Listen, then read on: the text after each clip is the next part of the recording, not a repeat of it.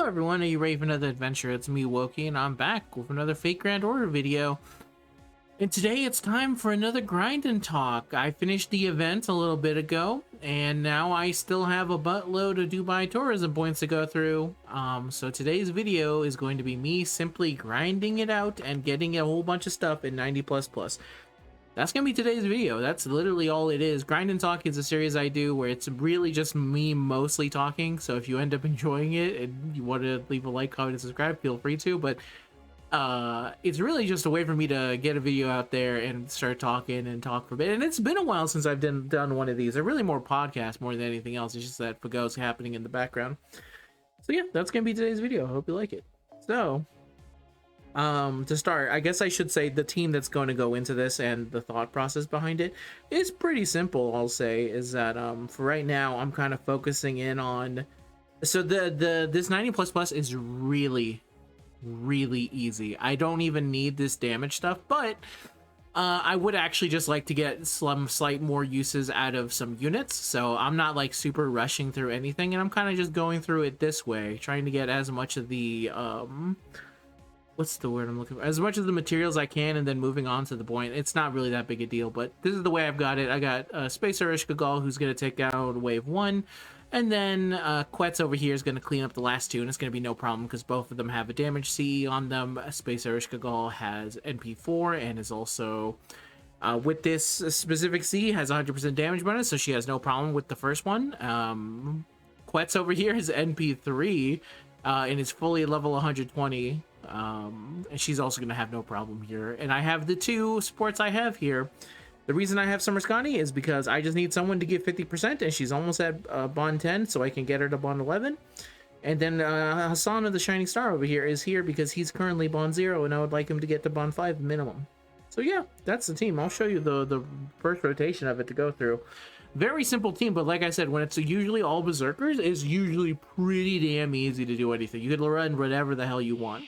And if you're someone with more pretty strong units in them, it shouldn't be too tough for you at all. Like I said, this is like obsessive. I think I could probably find a team that could do it without it and to maximize on everything, but I want to specifically use these units, so I'll go in here with this one.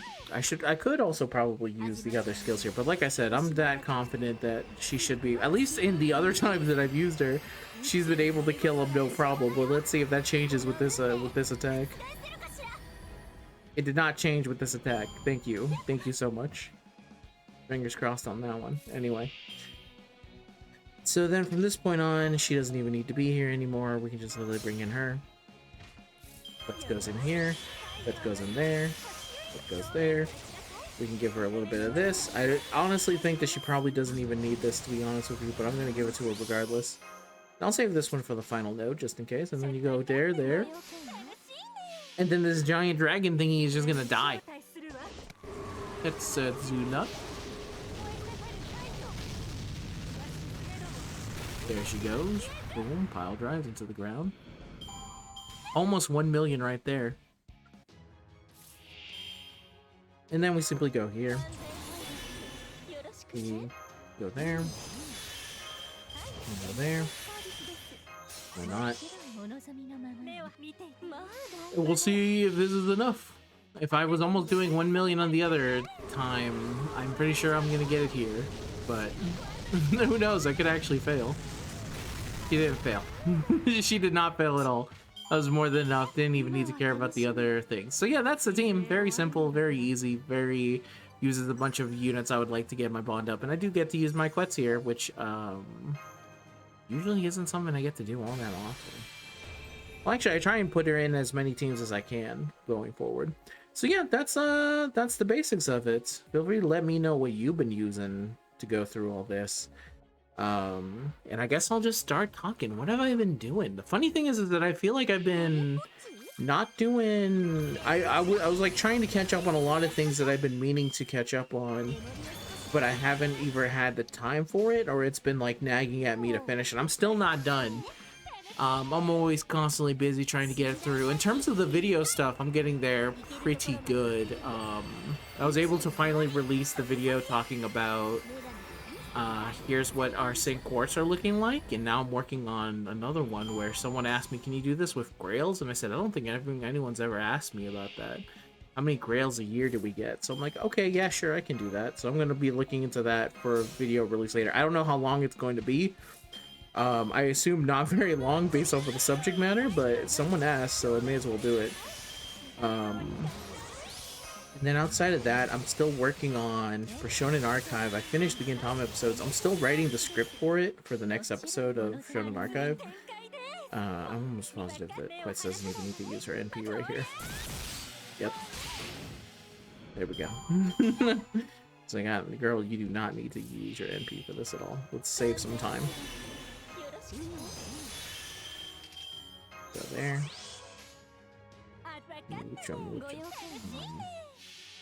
Yeah, working on that, I was able to watch the Farewell Shinsengumi arc, and I've been working on my specific thoughts on it, and I'm looking forward to that. And then I have to get that edited up and actually released. Thank God for all the people who watch Shonen Archive who understand that it takes a while for me to release one of these episodes, but I really would like to. There he goes, bond up. Get finish with Gintama by the end of the year, which sounds crazy, but I think it is possible. So we can see the next one here. I'll go with this one.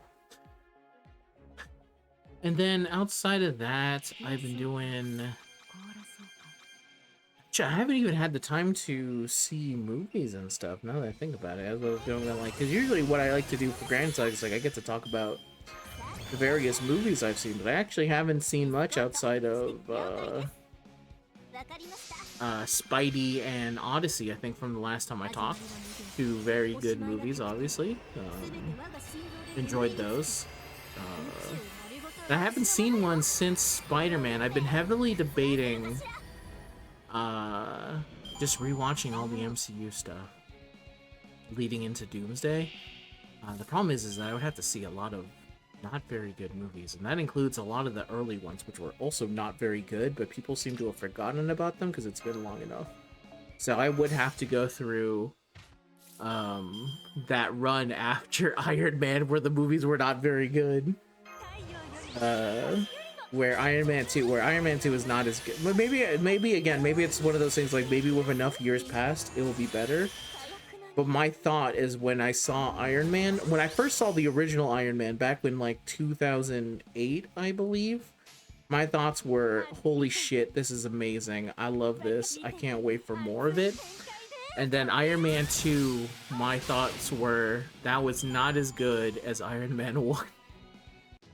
And I think that's been my main opinion about that. Oh, the reason I didn't get higher crits is I forgot to give her this. I forgot that also gives her bonus powers there.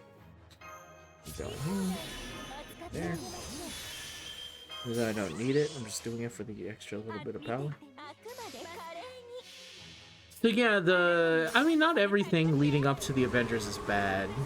The first Thor movie is really bad, but it's a bad movie I enjoy. I think it's a very enjoyable bad movie that I like to quote a whole bunch. The Incredible Hulk. I have a funny story about the Incredible Hulk. It's the only story I ever tell when I have anything about the Incredible Hulk, because I think it's just really funny. It kind of says my state of mind on a lot of things. But originally when the Incredible Hulk was coming out, I was still in high school. That feels like so fucking long ago. Just mentioning that. But let me quickly hit all this and then go back into the thing. But anyway, I was still in high school when it happened, and I remember that when I wanted to go see it. I wanted to go see it with a friend, and I said we should go see the Incredible Hulk because I'm in it after Iron Man. I need to see these movies. It doesn't matter when they release it. It's been a while since the Ang Lee Hulk movie, and I'm ready for a new Hulk. And his thing was, cool, I would love to do that, but here's my idea. I'm gonna invite 2 girls to make it a date. And I said, okay, that's whatever, as long as we're gonna go see Incredible Hulk, right? He said, yeah, for sure, we're gonna go see Incredible Hulk. So anyway, the day of it comes, and whoever he was fucking asking, I don't know, whatever his ideas were, but when it came time for it, he called me up because I was already at the theater ready to go see Incredible Hulk. And he says, I bought my ticket and everything. I'm like, all right, dude, where are you and the others? And he's like, dude, they canceled on us or something like that. I'm like, I don't know if they canceled on us because they canceled on him. Maybe I told him, I think I told him at the time, it's like, you do know that, like, I'm not really someone who does this, but you can go ahead and tell him that I'll be there. I don't know if there were like weird implications or whatever the fuck he said. I don't think he was very good at selling it, but if it was me, I would say, I just want to go see Incredible Hulk.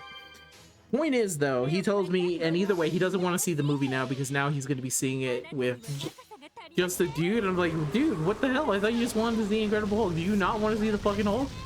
Talk about whatever thing you're thinking about now. I think he was also a little bit hurt that they specifically canceled on him on the literal last minute.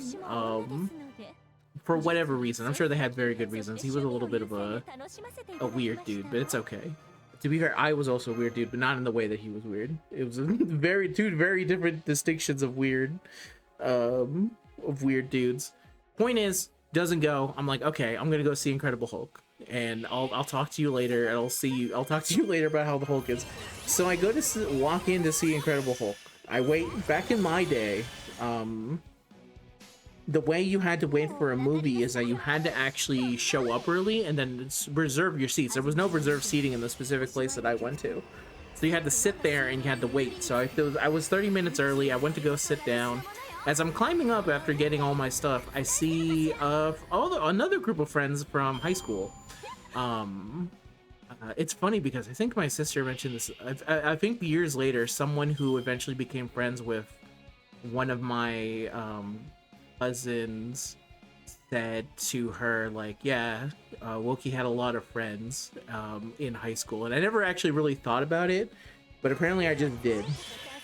I had like I was very easy to get along with for the most part, I think is what probably benefited me on that. And I guess from the outside looking in, it would look like something or other, but for me it was always just like, I just end up knowing a bunch of people. I'm always very friendly with them, and that's the end of it all. That's why I was always able to answer all the questions in the question threads that pop up, because I'm, I guess, naturally a very friendly guy. Anyway, a different group of friends was there, and I see him. I'm like, oh, hey, dudes, did you come see the Incredible Hulk? And I'm like, he's like, yeah, we're all here to see the Hulk. And I'm like, oh, dude, that's so sick.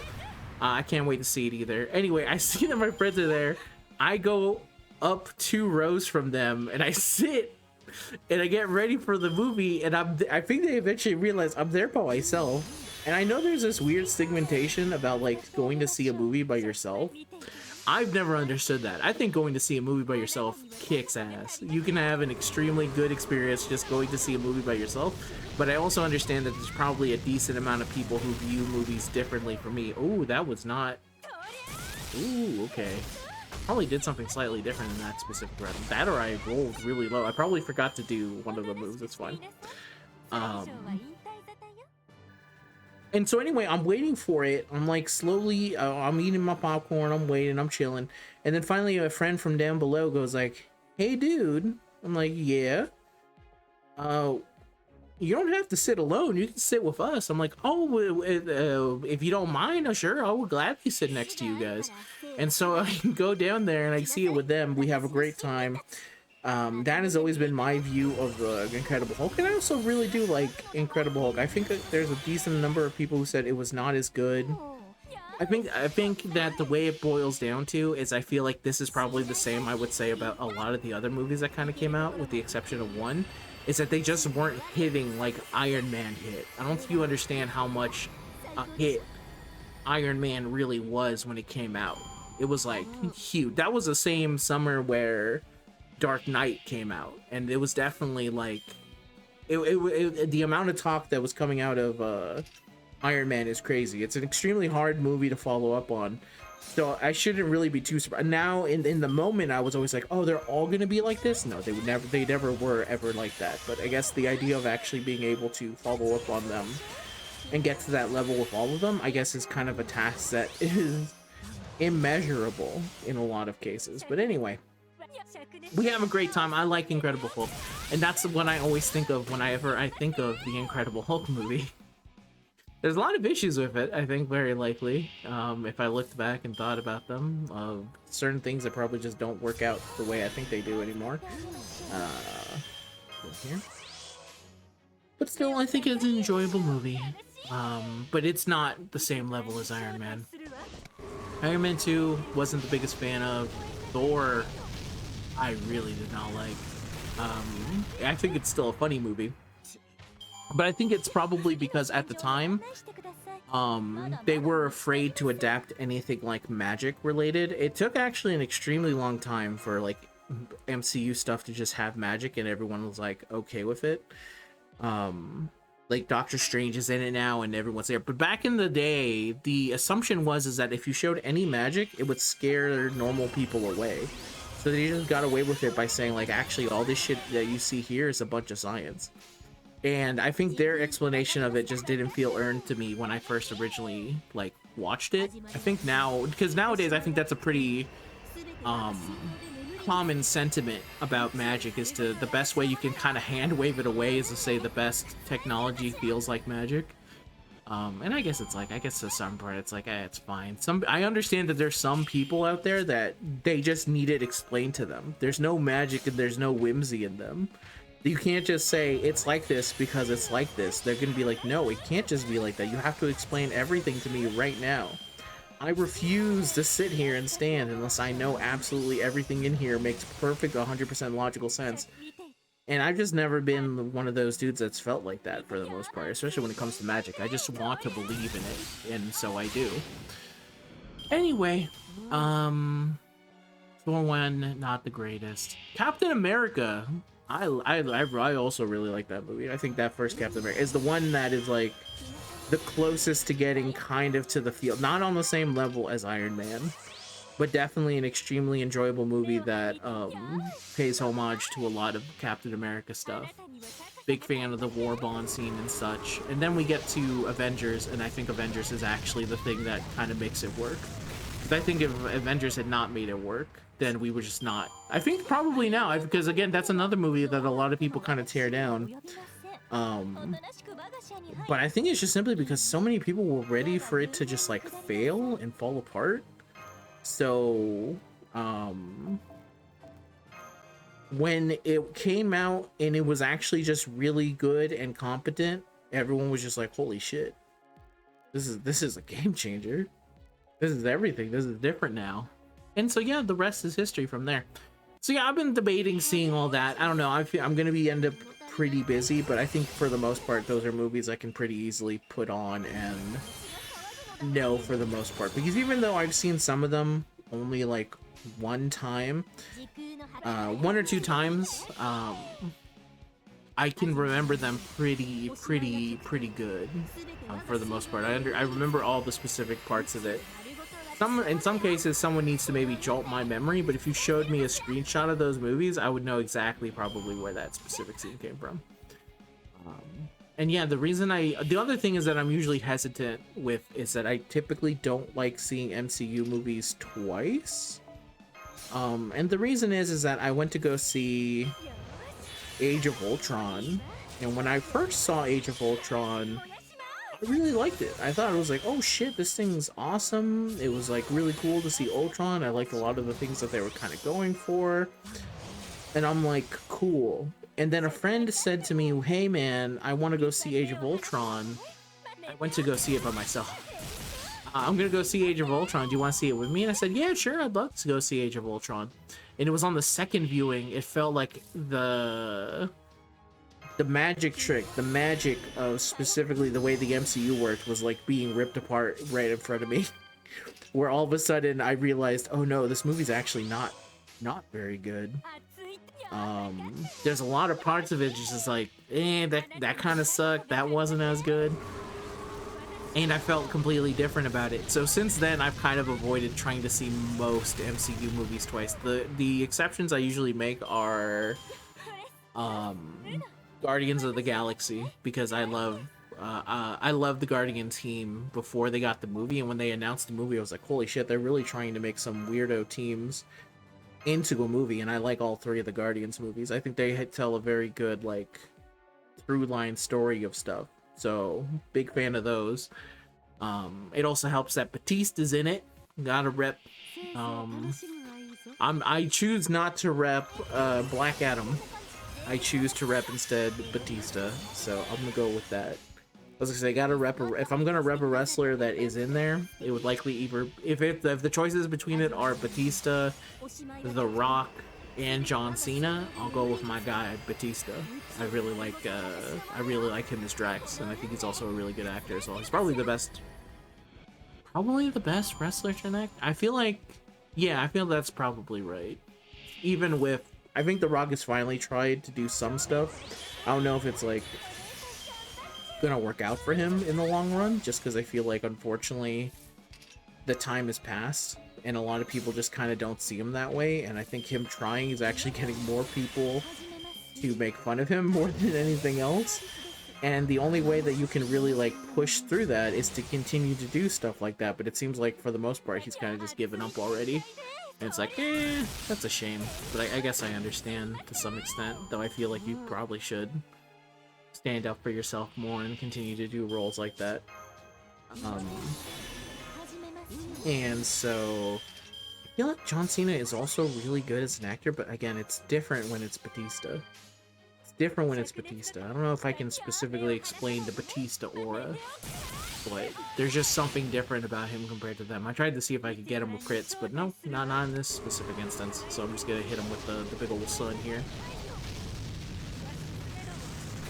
But yeah, that's something I've been debating doing for the most part. We'll see, especially because once I hit October, it's all horror movies from then on out, baby. Just nothing but horror movies. I love me horror movies, and I love me October, so of course I'm going to be doing that. Also trying to build a list of specific movies. I really want to see if I can go through the entire 31 days watching a horror movie a day. Though, to be fair, in some days I probably watch more than, one movie a day and stuff like that, just because I would immediately go in and start another one. There's also a new horror movie that's out now, Camp Miasma, that I kind of want to check out as well, but it's unfortunately very limited in its theatrical run. Instead, they went with The Ice Cream Man, which is, not the horror movie I would have wanted them to go with, but that's the one that got wider distribution for whatever reason. So I just gotta wait until either it's in more theaters near me, or I just wait for them to be like, okay, well, here you go. Have your stuff and enjoy it.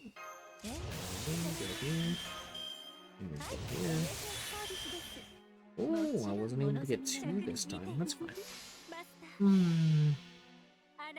But yeah, for the most part, trying to chill. I've been trying to make sure, though funny enough, this week I wasn't able to do it as much as I can. I'm trying to still get as much as my walking in that I can do. But this week was just so busy with my work starting kind of early. My work came back. It was quiet for a bit just because of the new movies that came out. There wasn't enough work for me to do screening wise, so I just gotta wait. I kind of just waited it out. But that's past now, and now work is back and it's getting pretty busy. There's a lot of stuff I still need to do. Like I said, for the channel, Marvel Dokkan came out. Been enjoying that. I beat the story modes for it. I thought that was pretty good. I got to Survival 100. I was stuck on 80 for the longest time. And then a funny thing happened. So on my computer, I for the most part, I use my storage to hold a lot of my games, and I don't use my main drive or whatever. The reason is that there's actually not that much space in it. I think I've complained about this before in a previous video. But the point is that Marvel Dokkan, because it is a Japanese game, it is actually relatively very small in file size. So I realized, oh, I can actually move Marvel Dokkan, and I realized this after I kept trying to do. So the current trick for Survival 100 is that whenever you get knocked out, you have to quit the game and then start from there. Start over, basically, because it's easier for you to quit out of the game completely and then start up your file rather than try and go for the entire fights all over again. So that's what I've been doing. And I realized that I had really bad load times when I was booting up the game, and the reason is because obviously I wasn't putting it on the main drive. It was loading from my storage, so it was doing its best trying to get there. And then finally I remembered, oh wait a minute, if I do this, I bet I'll have faster load times.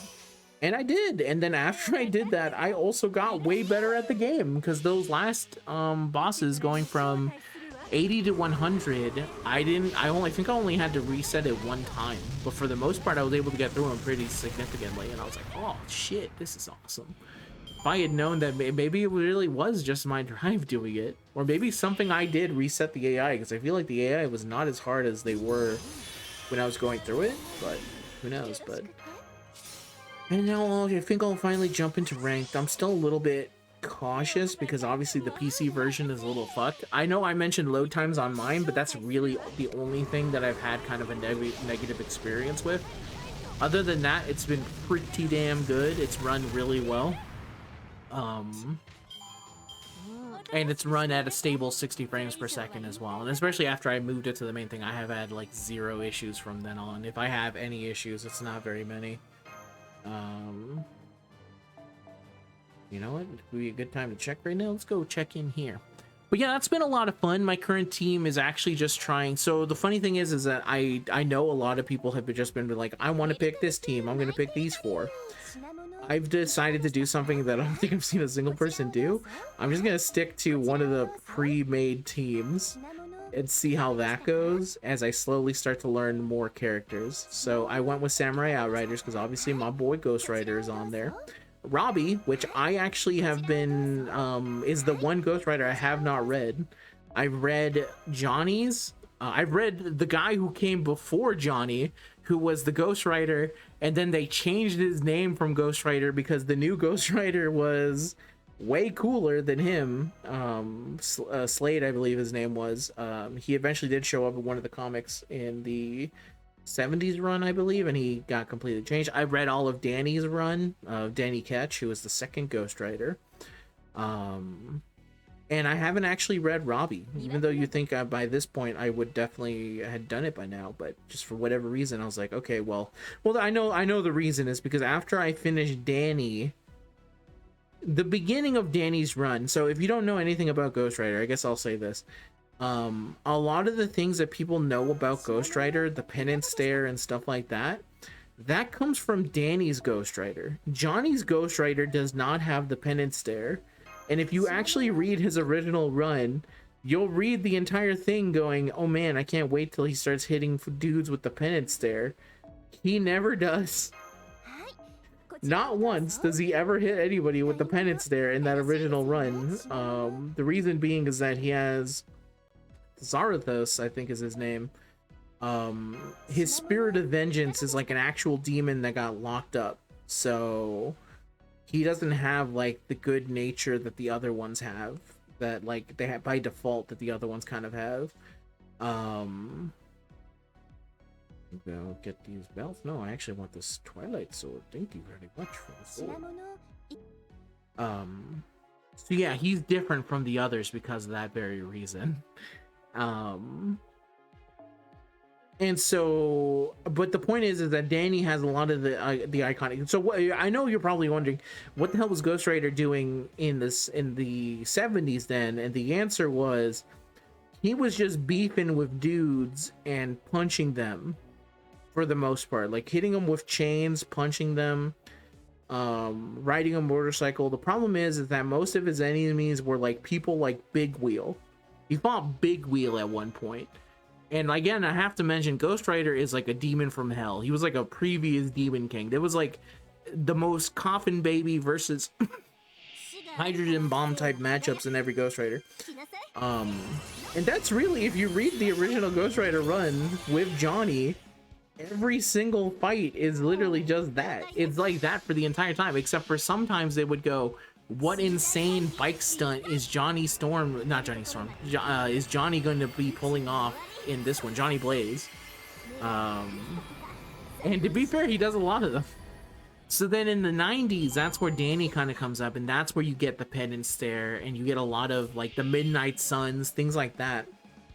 So a lot of like the things people know Ghost Rider for the most part, all come from Danny. Now, unfortunately, Danny doesn't actually have as much representation as Robbie um, and Johnny. There's also an additional Ghost Rider. There's actually a lot of Ghost Riders actually since then.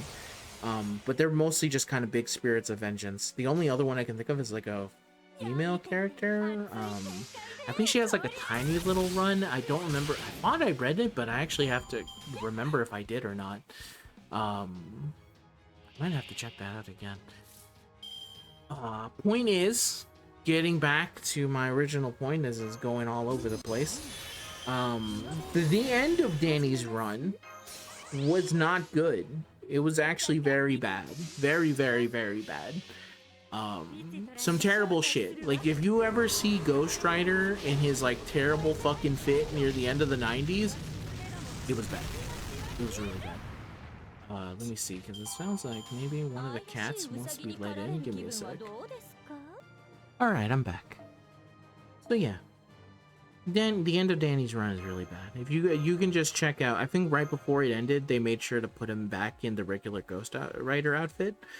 But the outfit they gave him for the near end of his issue runs is like maybe the beginning of his run is what I'll say is the best part of like the 90s comic scene feels like, where you're like, oh man, this is really cool, it's really different, it's really interesting. And then the end of his run is all the worst parts of 90s comics, where you're like, holy shit, dude, this is just fucking god awful. Like, it's worse than like soap opera type shit. It's terrible. It's absolutely bad. And for that reason, I think likely Danny doesn't get very much representation, especially in the video games, where it's mostly Johnny, and most recently they've more given it to Robbie, who is kind of like the, I don't know if the de facto is actually correct, because I think actually Johnny might be the de facto one. Point is, I don't think that Ghost Rider is typically in too many stuff where like one of them overpowers the other, to be honest with you. I wish there was more. I did read the most recent new Ghost Rider one, which was pretty good. I like that one. That one was pretty cool. Though eventually I stopped paying for the Marvel service to read it, because unfortunately comics are not like manga, where manga comes out like on a usually weekly basis. No, comics take a long ass fucking time to come out. Like really fucking long time to come out. Like an insanely long time to come out. Which I guess is understandable. I think actually probably the manga timeline should not actually be on that timeline, because that's the reason why we have so many mangaka who like are hurting themselves to try and continue and do all that stuff. So man, it took a sadder turn than I was really looking forward to, but you know what I'm saying. So I probably plan to at some point check out the Robbie run. I forgot to do this for Erish Kagama first. Let's see this one. Yeah, there we go. But yeah, I've been joining to a kind of whole bunch. I kind of want to, now that I finished the story mode and I've beaten survival and I've gotten a decent amount of combos in with Ghost Rider, who is currently the main one that I've decided to learn, I'm gonna go in there with, probably with ranked pretty soon. I probably should learn a little bit more of my other characters, or at least practice some more combos, especially after dealing with the AI for as long as I did. The problem with survival is that you would think like, oh no, if you fight really, really tough CPUs, you'll get better at a fighting game, right? Because you'll learn how to beat these like CPUs who are like reading your inputs and stuff like that. And the answer is no. You wouldn't. It's actually worse, because the thing that people don't, I think, understand a lot of the time is that, oh, she didn't do it, is that when you fight an AI, it's very different from when you fight a human person. Like a CPU reads your inputs, right? And it does all that. So the only correct way to fight them is to fight them in such a way that you trick them. But none of those tricks work. None of those tricks work on humans. They work on CPUs because they don't really react. But if you try and do it to a human, it just doesn't work the same way.